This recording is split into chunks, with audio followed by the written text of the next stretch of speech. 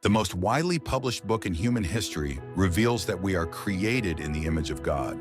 Throughout our human journey, each encounter is an opportunity to see the shared humanity in ourselves and others. Regardless of one's views on religion, each experience and each story weaves us together towards a common path. A path of transformation, a process of growth and understanding, a recognition that, at our core, we share a common destiny. What does the search for truth really mean in our lives? How can we find a sense of unity in a world so diverse and divided? As we reflect on these questions, we start to uncover a fundamental connection that binds us all beyond our differences. Welcome to Created in the Image of God, Building Vibrant Communities, with our host, Wade Franson. Today's episode is Your Jesus is Too American. Hello, everyone, and welcome to another episode of Created in the Image of God. I am your host, Wade Franson, and I have a guest in the studio today who has written a book called Your Jesus is Too American. His name is Steve Bezner, and he's a pastor, professor, and author who serves as associate pastor of pastoral ministry and theology at Truett Seminary at Baylor University. Associate professor, I think I said associate pastor, associate professor of pastoral ministry. After more than a decade as senior pastor of Houston Northwest Church, Steve has become known for helping Christians think more clearly about discipleship, culture, and the ways American values can distort the way we follow Jesus. Welcome to the studio, Steve. Wade, thanks so much for having me. I really appreciate it. Well, it's a pleasure to have you on the show. I've been saying in recent months that it feels like we're going through an ideological civil war in our country. Now, I'm associated with groups going back into the 60s and 70s that laid the groundwork for some of this by focusing on evangelical integrity and the need for one nation under God. But over time, things have divided and, the camps are pitted against each other. I'm interested and intrigued to see how you approach this topic in a way that hopefully highlights challenges, but also brings people together. And I'm sure that's a focal point of your work, which we'll get into. As we always like to do on the show, though, we like to get to know the real you, your early history, the forces that shaped you in life. So tell us a little bit about your parents and the circumstances that you grew up in. Yeah, thanks, Wade. I really appreciate it. I grew up in a small town in North Texas, surrounded by farmland. The town itself had about 15,000 folks in it. Most of my family and extended family lived in the next town over, which had a population of about 800 people. And so family was very much in proximity, grandparents, parents, cousins, aunts, uncles, all of that. We were all very geographically very close. My parents were married young, which I think was very common in their day. And they came from two very distinct religious traditions. My father was Catholic. My mom was Baptist. And all of that to say that church and faith was very central in our home, but at the same time, conflict arose between the two of them pretty early on. I was very young, so I don't know that I can speak definitively about what exactly those things were, but I can say that by the time that I was 6, my parents were divorced. And that began sort of this interesting journey because I was on the every other weekend visitation schedule. And so I would go to First Baptist Church of Gainesville, Texas with red carpet and hymnals and choir robes on one Sunday. And then the next Sunday, I would go to Mass at St. Peter's or St. Mary's, depending on what we were doing. And I would hear entirely different music and would hear the creed recited and experience the fullness of the liturgy and the icons and all of the different symbols that were part of that. And so I think that early on, you don't even realize as a child what's happening, but you're developing an appreciation for two very different expressions of faith. And I think that in a lot of ways that planted some seeds for me, because I learned very young how to see good and positive things in very different traditions. And so that was probably a more formative experience than I realized. My dad and stepmom ended up moving to the Austin area sometime later. I don't remember the exact date, but I'm going to say maybe 3 or 4 years later. And there was this kind of interesting season where the church that my mom was part of also kind of gave this other interesting moment for me, which was I learned how to be received into community. And I don't know what everyone's background was, but this was a Southern Baptist church. They had Wednesday night dinner. They had activities for children. And they had this program at our church. The title of it was Royal Ambassadors. And I don't know if anyone in your audience knows about Royal Ambassadors, but it was essentially Baptist Boy Scouts. And so we would study the Bible, but we would also learn how to tie knots and go camping and that kind of thing. And the men in that group, they were oil field workers. They were, part of a trucking company. But early on, they just paid me attention and they loved me. And I think that maybe one of the other seeds in my life for appreciating people expressing love freely came from these blue collar, greasy handed sort of, guys who just loved and received me. So those are kind of two distinct experiences sort of in my background that I think probably pointed me towards the church and maybe even eventually becoming a pastor. And then, grew up, was part of like a youth group and really enjoyed studying the Bible. And I think that sort of set me on a trajectory of discovering church and really appreciating it. Well, thank you so much for sharing that. When you first said North Texas, I was thinking Dallas, but you were probably a little bit north of that with numbers that small in your hometown.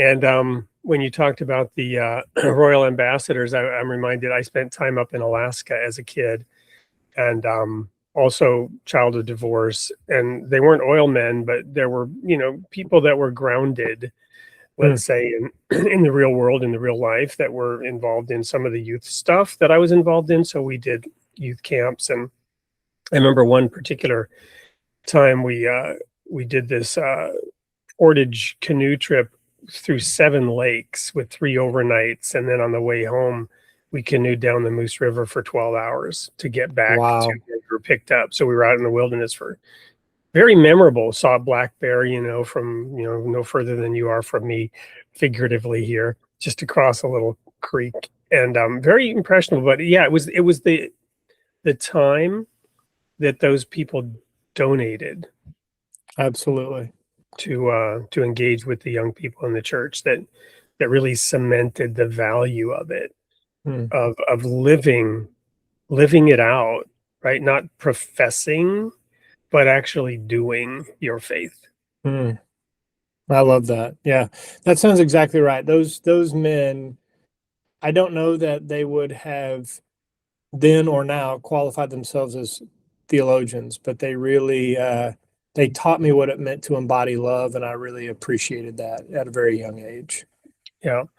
So the other part that struck me was the reflection on shuttling back and forth between parents on the week, week to week, and obviously having to accept that your parents didn't get along, had different views, different perspectives, different lives, perhaps different lifestyles, but each of them was still one of your parents. And then experiencing that in church helped me to kind of imagine, that would be helpful to bridge differences that otherwise might cause people to shun one another, judge one another, we're right, they're wrong kind of thing. But as a child of divorce, you're half mom, half dad. Yeah. And you can understand and hopefully understand and respect both of them. And it sounds like that maybe incorporated into your faith walk as well a little bit. Yeah, I mean, there are certain people that I think whenever they're divorced, it's a very amicable, peaceful process. That was not the case in my family when I was a child. And I think that maybe the through line of going to church each Sunday provided a moment where I saw, well, these are different things, but they also have a lot of similarities. And I mean, Wade, I would say it kind of taught me how to be someone who could see good in a lot of different perspectives early on. And maybe this might be a bit of a stretch, but I feel like it got me thinking about peacemaking and bridge building. I wouldn't have obviously used those words, but it got me thinking in those terms very, very young.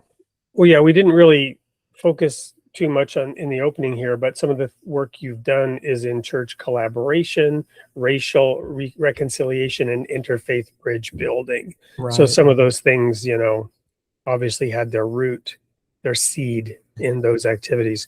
So tell us a little bit then about that sort of coming of age epiphany, of how to now apply some of those inputs, such as seeing these men and realizing the value of what they were doing and wanting to do your own.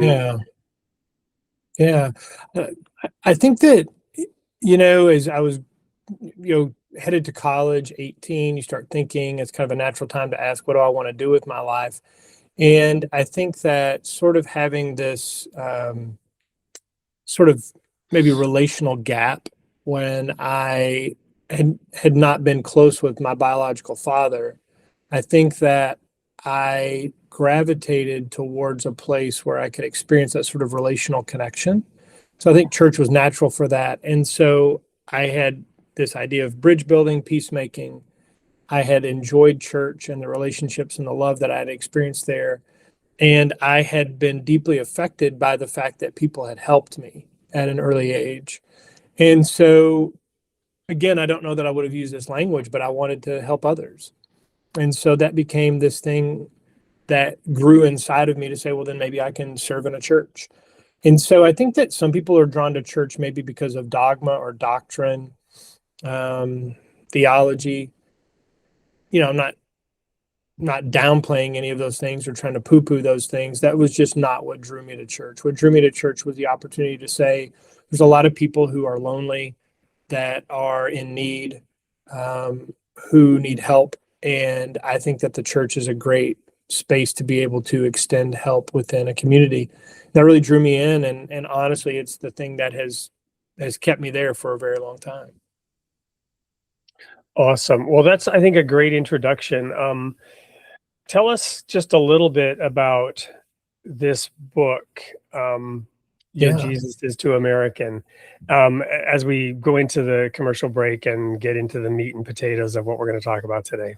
Yeah. So it's kind of funny how you look back, you see all these connections, but what ended up happening, I began to discover that, as you already mentioned, ideology was really something that was infecting a lot of congregations, but specifically churches I had been part of, that I had grown up in, that I was currently pastoring, and that people were viewing one another as enemies, people who were their neighbors, people who were family members, rather than being in a place where they felt connected to and wanted to help one another. And that really struck me as tragic, because obviously within the church, we're supposed to be the sorts of people that want to help one another, love one another, build up community, and that sort of thing. So I kind of went on this journey where I just said, what is it that is discipling the people who are in my congregation? And what I discovered is that it was essentially social media and cable news. That's a little bit of an oversimplification, but essentially it was the internet and television. And I realized that what Jesus had taught and what Jesus had said was far less important in their lives, even though they would go by the name Christian. And so I just really wanted to see, what would it look like to lean into that? What would it look like to lean into the idea that if we're Christians, we're going to follow what it was that Jesus taught, and how would we hold that up in comparison against social media, YouTube, cable news? And in doing so, that's where the book got its start. Awesome. Well, let's go to that quick commercial break. When we come back, we're going to talk a little bit about how that works out inside the community that you serve in, and also, looking outward, and the point of the book to reach audiences with this message, and talk a little bit about what it is and why and how that can help us. Don't go anywhere. We'll be right back with more of Steve Bezner on Created in the Image of God. Soul Seeds is both a one-day community garden experience and an annual roadmap for integrating and revitalizing local communities. In a single day, Soul Seeds brings youth, families, residents, and volunteers together to transform underused space into a living garden, planting not just vegetables and flowers, but the seeds of service, self-reliance, and community. But Soul Seeds doesn't end in one day. It becomes an annual plan. Plant together, manage together through shared care, youth leadership, and community connection. And harvest together food, beauty, trust, and a stronger neighborhood. In honor of Earth Day, Soul Seeds helped restore an overgrown courtyard at a nursing and rehab center. In one day, volunteers cleared the space, transplanted a rose bush, and planted flowers, vegetables, and a tea garden. When we returned the next week, residents were glowing with pride, already caring for the garden as their own. At New Fountains Apartments in Fitchburg, Wisconsin, a youth group called the Justice League asked for help building a raised bed garden. Even in pouring rain, they built the frame, filled it with soil, and planted the garden, showing that community grows strongest when people serve together, rain or shine. Led by the Royal Falcon Foundation, and powered by partners including the Bridge to Kindness, Summit Credit Union, and the Belleville Community Health Improvement Project, Soul Seeds is now being piloted in Wisconsin and Ohio as a model for broader community and credit union engagement. One day can launch it. 1 year can sustain it. One community at a time, Soul Seeds helps neighbors plant, manage, and harvest a better future. Join us and grow with us. Welcome back. We're here with Steve Bezner, author of Your Jesus is Too American. And right before the break, we learned about his background, what led to his perspectives and his approach. Let's talk about a little bit about what's in that book. What's the core central message and some of the highlights or points or chapters in that book? Yeah, thanks, Wade. I think that really the core message of the book is that culture tends to be the most influential defining factor in the life of the American church. And I argue that we should embrace what Jesus teaches in the New Testament as our primary definition. And in doing so, we will actually become way more effective as a church. So it's kind of this idea of acknowledging that, America has influence on all of us, but that the New Testament should have more sway. And so we really just kind of do a deep dive in what Jesus teaches on a number of different topics. So what does Jesus teach about, for instance, politics? What does Jesus teach about power? What does Jesus teach about racism? These kinds of things. And so we look at what the New Testament speaks on those things, and then we hold those up against the 21st century American culture, and then we sort of come to a moment of decision. Okay, how are we going to respond to that? And in the middle of not in the middle, but in the background, we use Jesus's teaching of the kingdom of God as sort of the mirror for everything. So Jesus comes and he teaches on earth as it is in heaven. The kingdom of God is at hand. And so we say, okay, well, Jesus wants us to experience this reality of the rule and reign of God here and now. What does that look like? And so it's sort of this recognition. We recognize Jesus as king, and then we begin to live into that kingship here and now. Not wait until we go to heaven, but to start to live it out here and now. So as you're talking, I'm thinking about this in light of I just recently on the show, we're pre-recording, so by the time this show airs, it'll have been a little bit further back, but I just recently had Mark Galley on the show. He was the editor-in-chief of Scientific American, of Christianity Today, rather. Sorry. George Musser just talked to him. He was Scientific American. But anyway, Mark Galley was the editor-in-chief of Christianity Today, and he spent over 30 years there. And I was talking to him about how Christianity Today was a moving target.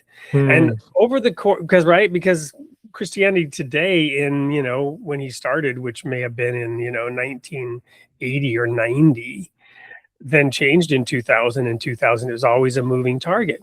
And he was explaining how in Christianity Today, they were actually moving away from fundamentalist evangelical thinking. They were progressive in that sense. And that's part of why the word today was in the title, because they didn't want to be the Christianity of yesterday.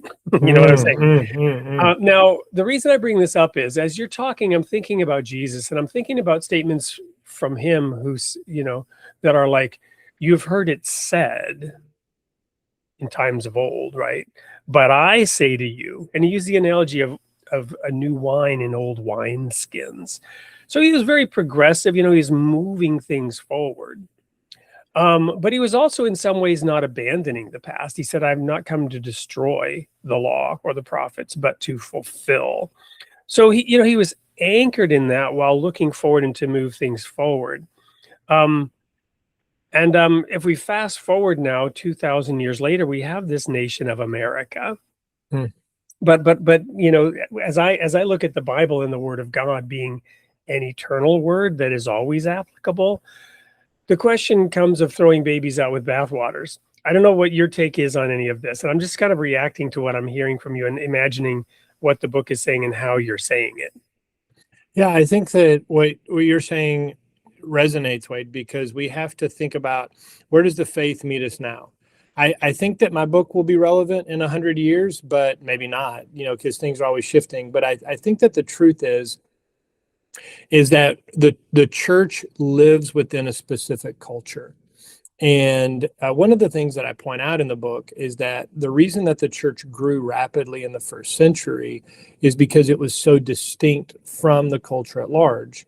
They cared about the poor, they cared about the elderly, they cared about the sick.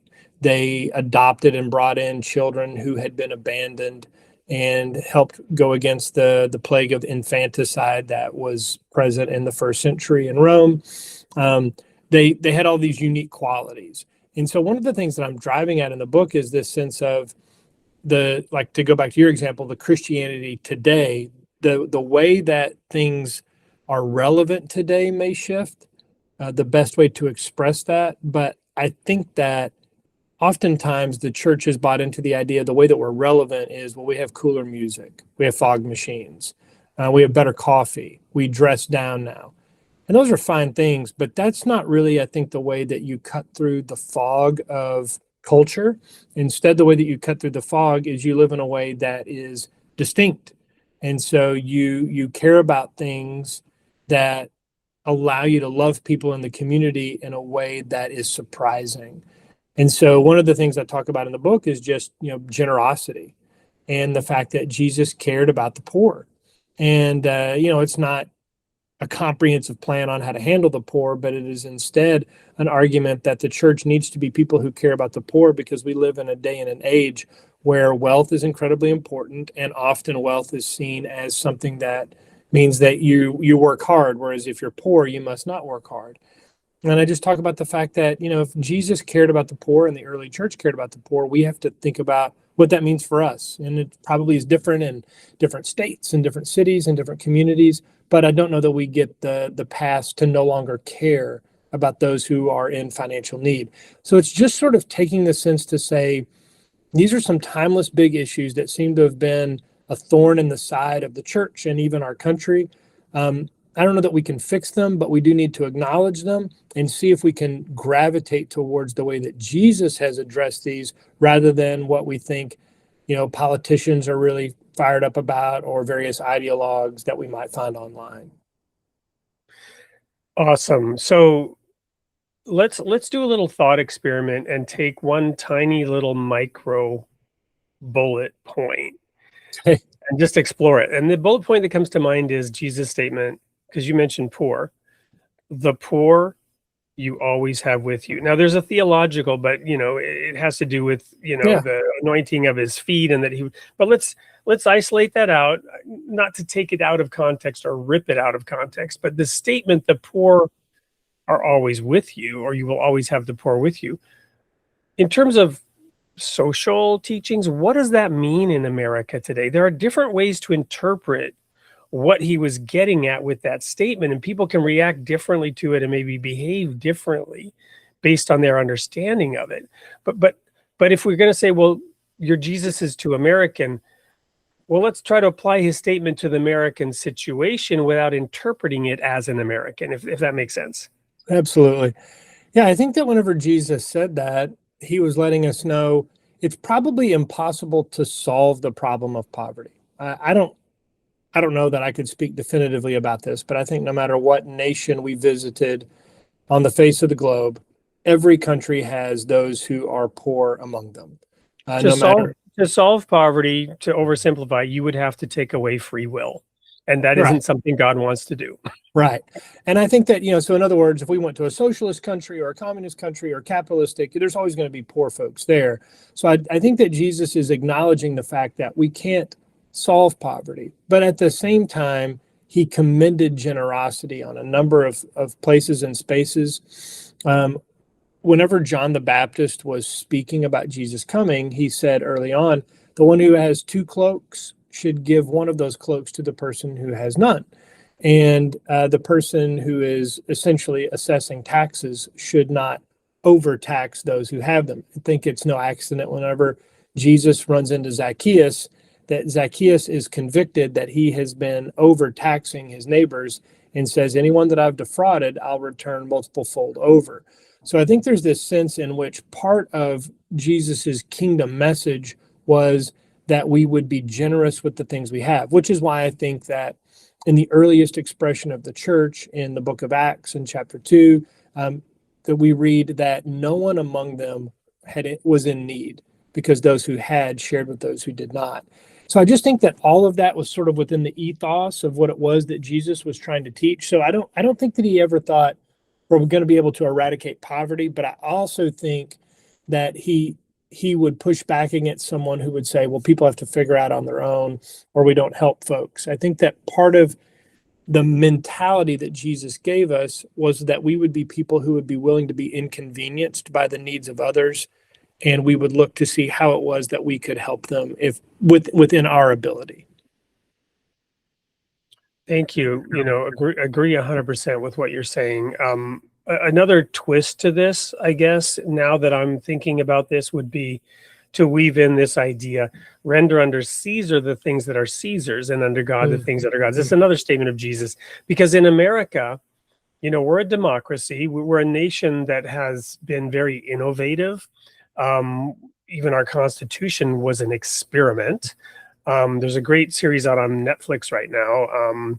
I think it's called The American Experience. It's about 5 episodes. It goes into the founding fathers, goes into how slavery was a core central question that almost stopped the United States from forming, because the states couldn't agree and they made compromises, which we look back at from the vantage point of today's moral superiority and judge them for making said compromises. But without said compromises, the United States wouldn't have been formed at all.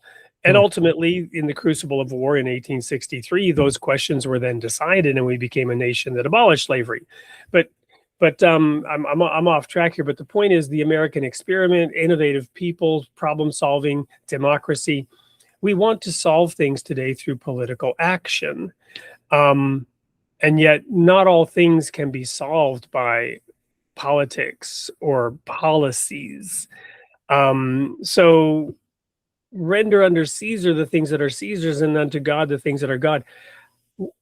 How would Jesus address American society that views him in ways that are too American. What's your thought on that complex? And I don't have an opinion. I'm just thinking here. I'm just curious. No, that's great. So, the Christian position would be that the church is a community that testifies to the resurrection of Jesus. And we try to live in light of that power and in light of that reality, which would be that one day death will be conquered and that all things will be set right. So the idea in the book is that we live in the resurrection reality today. And that means then, you're right, Wade, there are so many things that cannot be solved by policy for a lot of reasons. Sometimes we can't, it's too complicated. We can't deal with every possible legal eventuality. We can't deal with all of the exceptions. There's too much bureaucracy, all of this. The lawgiver gave 10 commandments, right? Moses gave 10 commandments. And how many books does it take just to contain the tax code today? Speaking of Zacchaeus and what he did or didn't do ethically or logically. Right? Exactly. And so in that sense, we know that we can't write policy to get our ways out of this. But I do think the beautiful thing about the church is that the church can oftentimes just act. And so if we are testifying to the resurrection, that death is not the end, and that one day all things will be set right, whenever we see people in need, or whenever we see something that needs to be addressed in a community, we have the flexibility oftentimes to say, what does a resurrection reality look like for this particular community? What does it look like to help people who have special needs? What does it look like to help speak to racial discussions in our community? What does it look like to help those who are struggling with addiction? What does it look like to help people in poverty?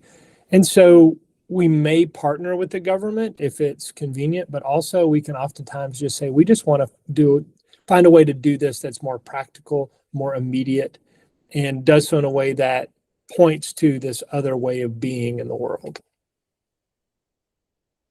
So so those are the things that sort of interested me. What are some of the practical or specific examples that you address in your book? Are there some like very material specific points, certain cultural icons or ideas that you address in particular in your book? Great question. I think that one of the things I really talk about is that so much of the struggle in our current culture is surrounded by an obsession with power. And that one of the best things that Christians and as a whole the church can do is to reevaluate its own relationship with power. And I would never be so naive as to say that we can't be people who have any sort of power, because we all, if we're parents, we have, some kind of power over our children or that sort of thing. But the idea is instead to have a healthy relationship with power and to not use it in an authoritative, destructive way, but instead to hold it in such a way that we can help bring about health, goodness, and flourishing in whatever realm we are. So if we're a business owner, to treat our employees in a particular way. If we find ourselves on the school board, to hold our that kind of power in a particular way. If we are someone who is in a position of authority within a church, to not use that in a controlling, manipulative way, but instead to use it in a way that helps people grow into the people that God wants them to be loving and kind, that sort of thing. So like that's just the first thing that comes to mind, is this sense that, the things that follow, money, politics, race, etc., a lot of that flows from a twisted picture of power. And so I kind of jump into that almost immediately. If I was going to give you a second one, the other one is loving our enemies. I think that that's, to me at least, the most challenging command that Jesus gives.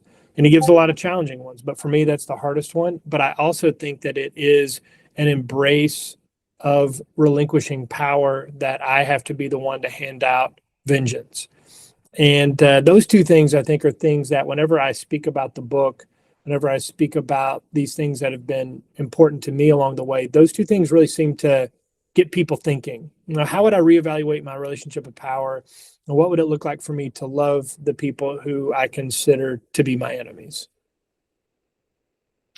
Wow, a lot of really, really deep questions and issues there. We could go in many different directions right now with some of the things you've raised. and I'll try to not go in any of them other than to just because I want to hear more from you versus being too directive here. But one of the things that that comes to mind is that in terms of Jesus, our Jesus being too American, I think now, okay, so the people to whom Jesus came in his day, their Jesus, the Jesus they were expecting, we might say he was too Maccabean, right? They were expecting a Jesus to come who would speak truth to power. Now, Jesus did speak truth to power. It's funny, he told Pilate, I am, I forget what when it came up, the truth, and Pilate's response was, what is truth? Jesus actually did speak truth to power in a sense, but he was a disappointment to all those who thought he was going to do something about it, right? What he did about it was completely unexpected. He sacrificed himself. And the way that I think about this in terms of this power is Paul the Apostle later talks about this issue of the husband being the head of the wife. And that his statement, yes, the husband is the head of the wife, sort of affirming that idea, is what some people have remembered.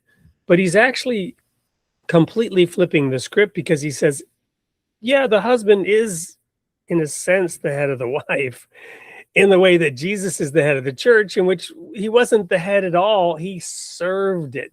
He says, what was it that Jesus did? He served it. He came and he sacrificed. He became a sacrifice for us. He used his power to lay down his arms and become a sacrificial lamb. Yeah. Of course, one could say, well, he's supposed to return again in power and glory. But I guess, again, I'm just opening up a discussion. What's your reaction to all this, again, in the context of America today and a people that think too much in terms of power? Yeah, I think it's a really driving question right now. And I think that's why the questions of power and enemy love are so related. So I was in Houston for many, many years, and I did not know this until I moved to Houston, that Houston is, if not one of the most ethnically diverse cities in the nation. Interesting. Yeah. In I didn't know that either. Yeah, in 2013, Houston surpassed New York City for that designation, and I think since then it's kind of gone back and forth. But what was fascinating to me was to discover how large of a Muslim population there was in Houston, and to also recognize that so many people in my congregation had been thinking of people who were Muslim as enemies since 9/11. And so as I was doing a deep dive on this topic, I think one of the questions that came up was, well, if we see the people in our neighborhood who are Muslim as our enemies, and Jesus commands us to love our enemies, what does that look like? And so we began a conversation that would be too long to really jump into on this particular podcast, but it culminated with the leadership from the mosque eating with the leadership of our church in homes. It culminated with about 30 people from the local mosque attending our Easter services and us hosting a brunch for them afterwards and answering all of their questions. I loved it because their first question after attending an Easter service was, where was the rabbit? We never saw the rabbit. I think that was great. They asked honest theological questions about Jesus and the cross. And whenever our city, Houston, was hit by Hurricane Harvey in 2017, our church was flooded.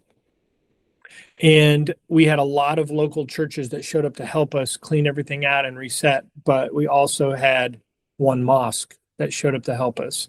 And they had sensed love from us, and they wanted to reciprocate that. And it really helped me rewire my own brain on the fact that I'm not naive. I know that people have different perspectives, worldviews, goals. Completely believe that. At the same time, I think that the only way that we're going to be able to live together is if we find ways to love one another and to express that, because that's how bridges are built in the first place. Wonderful. Thank you so much.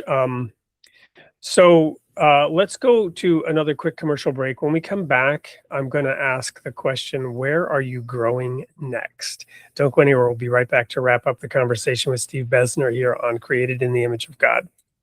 In a world where religions often talk past each other, what if we just sat down and listened? Facets of One is a simple devotional, bringing together scripture from the world's faiths, centered on one truth. God is one. From the Bible to the Quran, from Krishna to Christ, each voice speaks in turn, without argument, without division. You don't have to agree on everything. Just be willing to pray, to listen, and to come together. If you're longing for something deeper than noise and division, this is a different kind of conversation. Facets of One. Many voices, one God. Will you start a circle?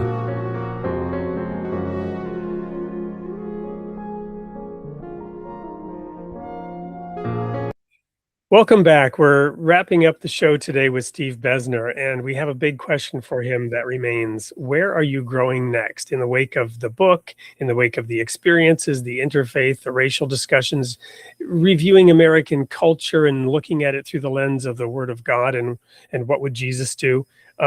What's next on the horizon for you?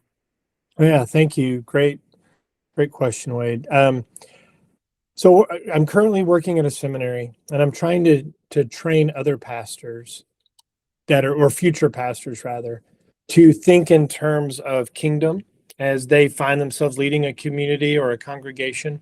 But the place where personally I'm probably growing the most is in thinking about how to navigate the social fabric of the United States that to me feels like it's being ripped apart. And so the place where I'm really growing is thinking about how to become a force for peacemaking, bridge building, and healing between these various groups, and to see if we can find common ground to come back together instead of going further and further apart. I'm not a sociologist, I'm not an expert, but it seems to me that in my lifetime, this is the most divided the country has been. And if we don't find some ways to bring about some healing, then we may cross a point of no return where the country may not literally fracture, but it may essentially and practically fracture. And I would really like to see us find ways to navigate that.